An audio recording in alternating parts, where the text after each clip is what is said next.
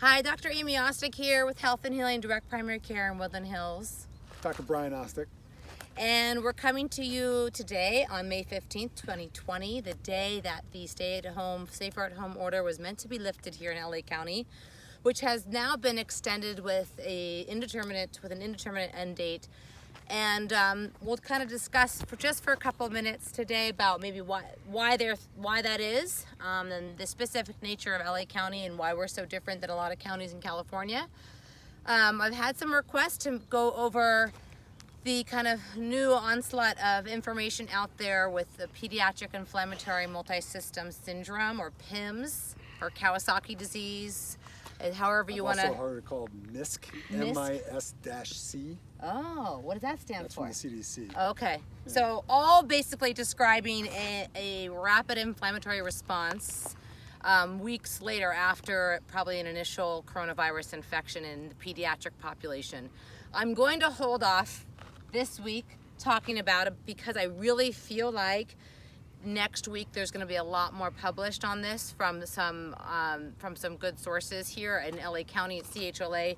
They're specifically studying 3 cases of PIMS, or Kawasaki disease, related to COVID. And so what I'm going to say right now is it's very early on to really determine, to give any information about who's at risk for Kawasaki or PIMS related to COVID, what this even looks like, what to look out for specifically. And really what they're doing is doing retroactive antibody testing on these kids that have this classic criteria. So we're not even really sure of the direct correlation between COVID and this particular inflammatory disease. So stay tuned. Next week I'll bring you back and we'll do some more critical care talk, especially when it comes to peds.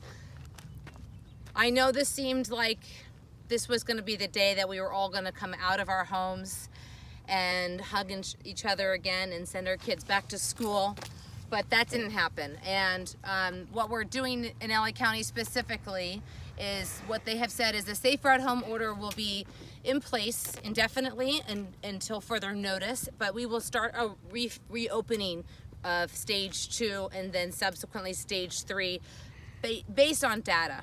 And the reason is, in LA County, we just haven't really seen a rapid decline of death rate. Yeah, we've seen more of a plateauing at this point, where we're tracking the LA Department of Public Health numbers every day. And, yesterday we had 51 deaths in LA County. So, at that rate, you worry about putting everybody back in contact with each other and having those rates of infections, and then the concurrent infection rate causing death go up. Mm-hmm. We want to be on the downslope of those infections and deaths before we start reopening this county. Right. A lot of counties have seen their peak and then had a really drastic, drop off in terms of their death rate. We kind of had our peak and then we've sort of plateaued, and we've had an average between 40 and 50 deaths per day for the last several weeks. And so what the thought is that the virus is still really circulating out there. Yeah, and Los Angeles County is more heavily populated than a lot of other places in the state of California, and so you worry about opening up a county like ours and putting all these people in contact with each other that haven't been in a few months now. Right. So I know it's a frustrating experience, and I think it's a mix. In some ways it was mixed messages, because we were starting to reopen some retail services and then they were saying safer at home. I think the idea is that we're all just safer at home, no matter what right now. For now. And to encourage as much remote working, virtual learning, being at home, and minimizing your exposure as much as possible. That's kind of the messaging that they're trying to get out. Yeah, take it as a chance to enjoy the family time with your family and your loved ones that you can have contact with, and make sure that you're getting outside where you can safely, like on our hike today, mm-hmm. or at the beaches, which are open for running and swimming and surfing.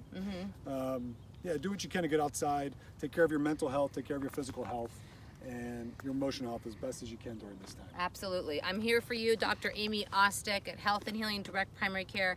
Please reach out if you need anything during these times. Always here to lend a telephone visit or a virtual visit if you can't get in contact with your primary doc. Thanks, Dr. Ryan. Don't forget to smash that like button. Bye.